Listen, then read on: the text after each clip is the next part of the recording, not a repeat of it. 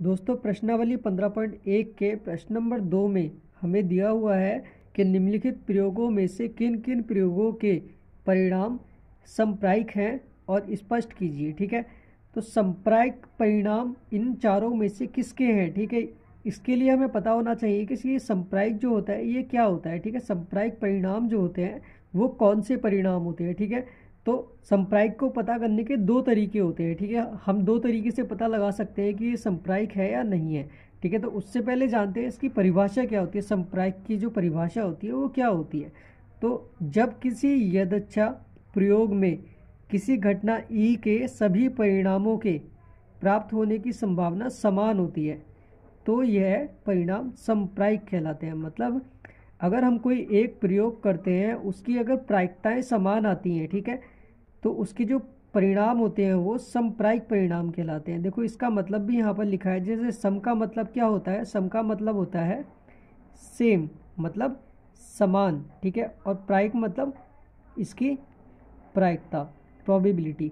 ठीक है, तो दोस्तों एक एग्जाम्पल से मैं आपको बता देता हूँ कि संप्रायिक परिणाम जो होते हैं वो कौन से होते हैं। ठीक है, जैसे यहाँ पर मान लेते हैं कि आपके पास एक बॉक्स है।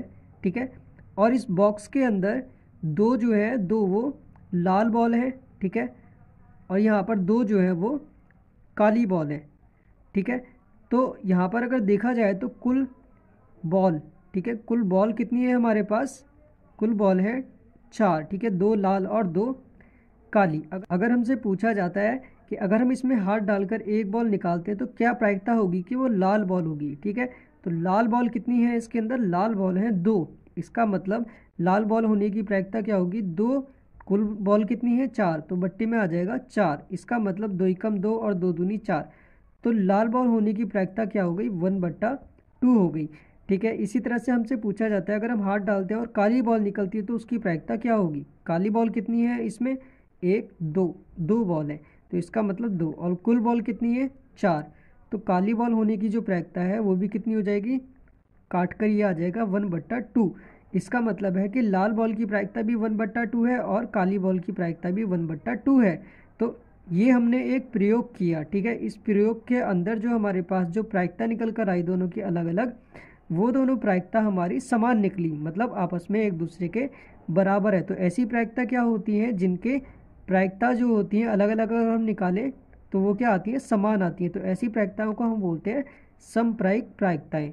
ठीक है, और ऐसी प्रायिकताएं जो होती है उनको हम सिद्धांतिक प्रायिकता भी बोलते हैं। ठीक है, ये तो हो गया पहला तरीका समझने का कि संप्रायिक प्रायिकता कौन सी होती है। ठीक है, और अब मैं दूसरा वाला तरीका बताता हूँ आपको कि दूसरा क्या तरीका है। दूसरा तरीका होता है कि दोस्तों आपको जो होता है वो जो घटना हुई है, ठीक है, उसका आपको ज्ञात होता है, उसके बारे में आपको क्या होता है, ज्ञात होता है। ठीक है, ये दूसरा तरीका है, आपको पता होता है कि वो जो घटना है उसमें कितना आउटकम होने वाला है, मतलब उसमें जो टोटल नंबर है वो कितने हैं। ठीक है, जैसे यहाँ पर की थी टोटल जो बॉल है वो 4 थी, हमें पता था कि यहाँ पे टोटल आउटकम्स कितने हैं, 4 हैं। और इस घटना का हमें पता होता है कि क्या होने वाला है। ठीक है, इस घटना का हमें पता होता है क्या होने वाला है, लेकिन यहाँ पर हमें ये नहीं पता होता कि क्या होने वाला है। ठीक है, आउटकम्स क्या आने वाले हैं, हमें इसके रिजल्ट का नहीं पता होता।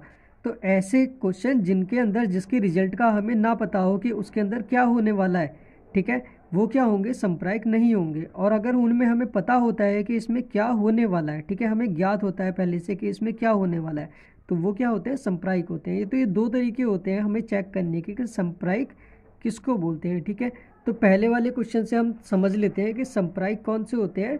ठीक है, अब देखो यहाँ पर क्या लिखा है कि एक ड्राइवर कार चलाने का प्रयत्न करता है, कार चलना प्रारंभ हो जाती है या कार प्रारंभ नहीं होती है। अब देखो यहाँ पर भी दो परिणाम है, कार जो है वो अगर स्टार्ट करेगा तो सीधी सी बात है या तो वो स्टार्ट हो जाएगी एक, ठीक है, या तो वो स्टार्ट नहीं होगी।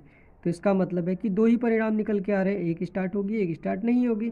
तो यहाँ पर क्या होगा, यहाँ पर 1/2 1/2 ये तो इस तरह से हो सकता है, लेकिन यहाँ पर क्या है, यहाँ पे हमें नहीं पता कि क्या होगा, है ना। यहाँ पे हमें क्या है, यहाँ पर हमें नहीं पता होता कि कार सच में स्टार्ट होगी या फिर नहीं होगी। इसमें हम कोई अनुमान नहीं लगा सकते। जैसे मैंने आपको बोला कि ज्ञात होना चाहिए, दूसरा वाला पार्ट मैंने आपको बताया था कि ज्ञात होना चाहिए आपको कि इसमें क्या हो सकता है। यहाँ पे हमें नहीं पता कि गाड़ी स्टार्ट होगी या नहीं होगी, है ना।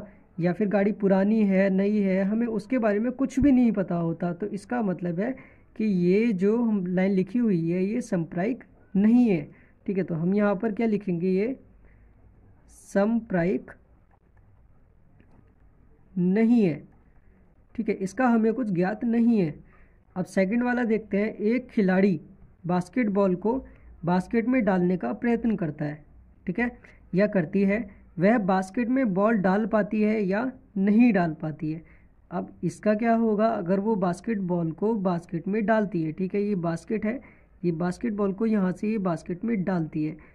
अब हो सकता है वो बास्केट में बॉल जो है वो चली जाए, ठीक है, या फिर ये भी हो सकता है कि वो बास्केट के इधर या उधर से बॉल चली जाए, या फिर हो सकता है कि वो जो खिलाड़ी है, ठीक है, वो जो खिलाड़ी फेंकने वाला है वो खिलाड़ी बास्केटबॉल का हो ही ना, वो खिलाड़ी क्रिकेट का हो, क्योंकि यहाँ लिखा है एक खिलाड़ी। अब ये थोड़ी लिखा है कि वो बास्केटबॉल के खिलाड़ी है, क्या पता वो क्रिकेट का खिलाड़ी हो।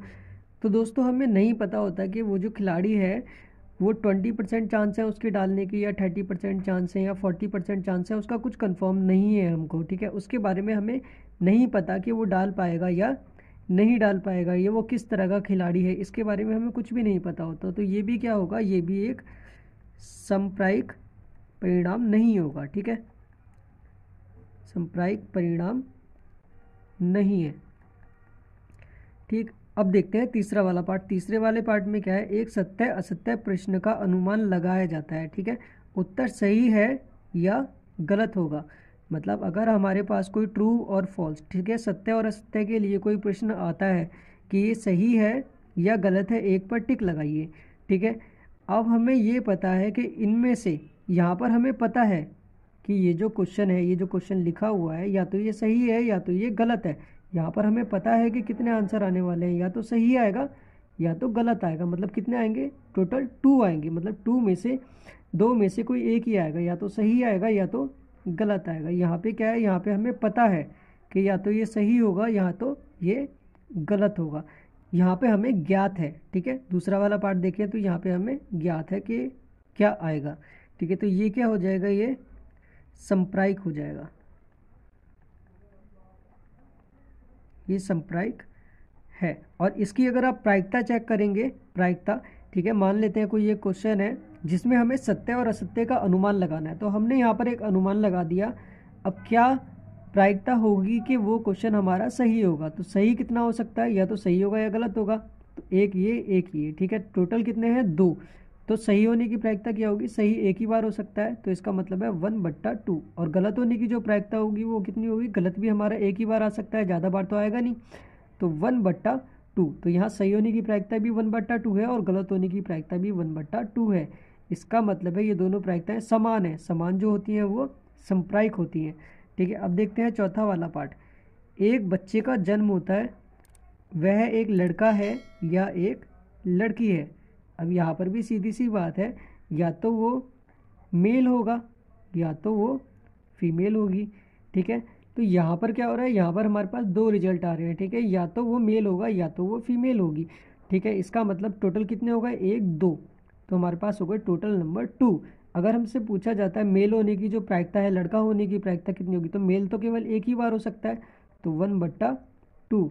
और अगर पूछा जाए फीमेल होने की प्रायिकता, तो फीमेल भी एक ही बार हो सकती है। ठीक है, तो 1/2।